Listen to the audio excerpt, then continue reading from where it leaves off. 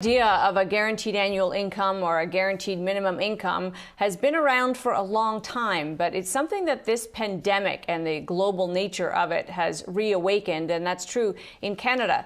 Some new research suggests that not only might that be good for the people involved, but it could actually restart economic recovery more broadly and expand the middle class. Paul Smetanin is with us now. He's president for the Canadian Centre of Economic Analysis, which undertook the research. Thanks for being with us, Paul. Appreciate it. You're welcome, Amanda. So let's just start with how you're defining terms, because different pilot studies have done it differently over time. In what you looked at, what are we talking about? When we talk about a guaranteed minimum income, how do you define that? Okay, so when we were asked to actually evaluate basic income programs, there was two of them. So the first one, which is called the GMI program, essentially pays $24,000 per individual or $34,700 for couples. And then there was a second program, which essentially, there are some differences, but it's a GMI plus a dividend. So think of the program I just explained plus $6,000 dividend paid to every adult in the country.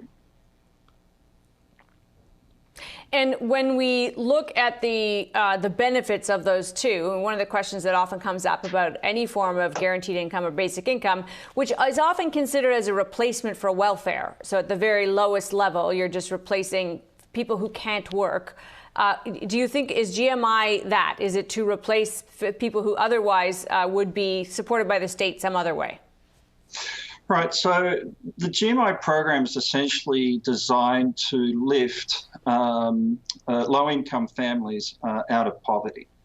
And poverty is essentially defined as a living income, the minimum living income. And there are about 3.2 million families that are actually under that definition of poverty. Again, the GMI is essentially, its primary purpose is to be able to lift those families out of poverty.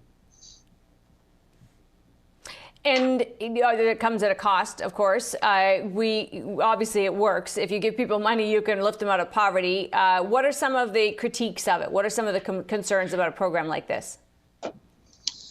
Well, we essentially evaluated the question of, can the economy grow?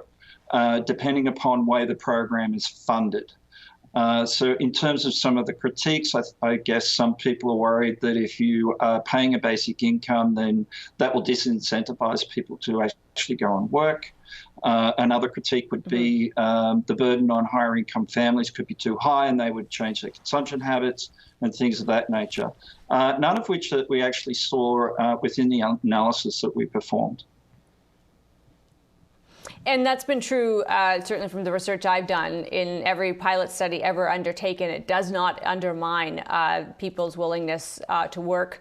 If anything, it actually improves their ability to get a better job by retraining or upgrading their skills in some way.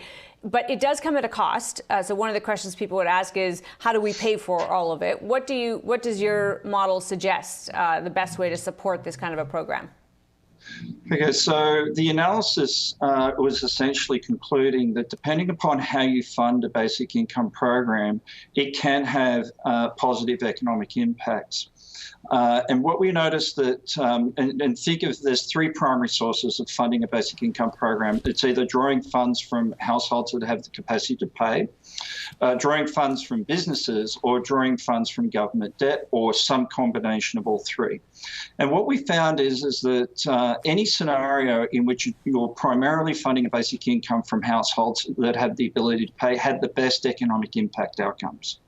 An over-reliance upon debt actually was showing us that it degraded the economic impacts of a basic income could have into the future, and in fact would increase the burden on higher income families over time.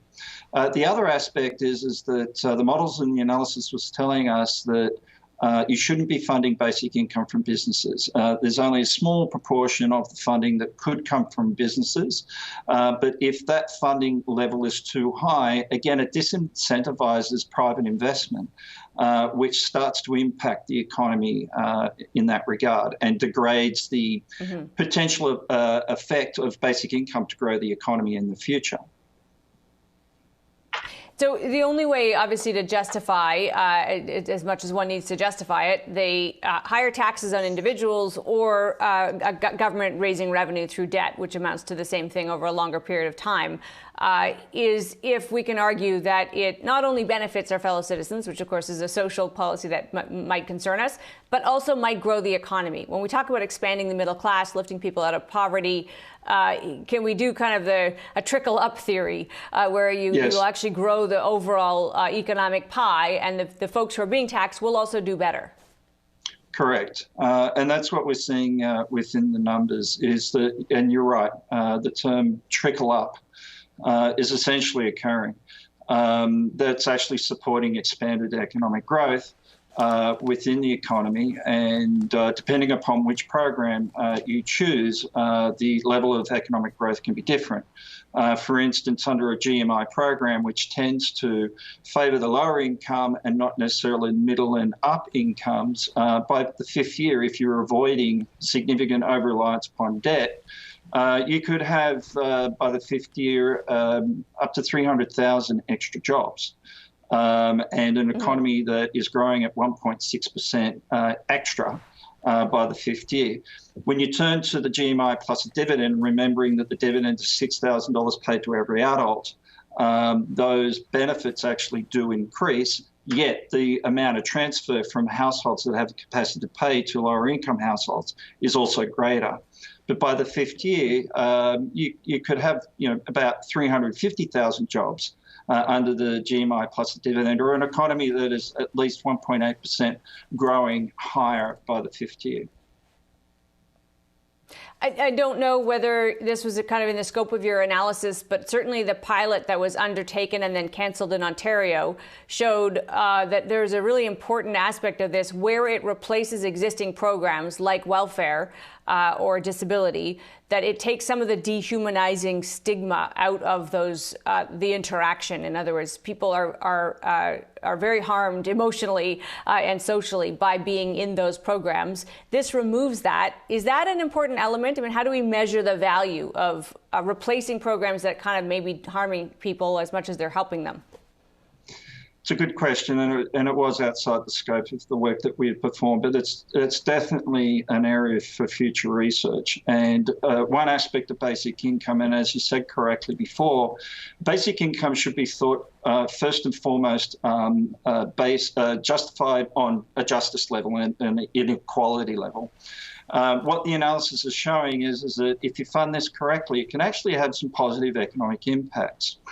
And so in terms of replacing welfare programs and things of that nature, there are also benefits. Another benefit is it allows lower income households, it provides them with stability and therefore the ability to actually invest themselves and take on more risk. And we both know that the economy is based upon risk taking. Absolutely. That's something else that emerged. People improve their housing, improve their education, do all the kinds of things you want people to do. A quick last question here, Paul. What kind of appetite is there politically, in your view, for this at the moment in this country? That's a political question, of which I don't have an answer to. Essentially, the client, UBI Works in this case, asked us to do an independent analysis. And it's in my opinion that what they're trying to do is de-risk the topic such that political parties can actually promote a basic income, knowing some of the moving parts that need to be taken into consideration in order to be able to have basic income on a justice level and also positive economic impacts. It's great to have you with us, Paul. Appreciate your time today. Paul Smetanin is president of the Canadian Centre for Economic Analysis.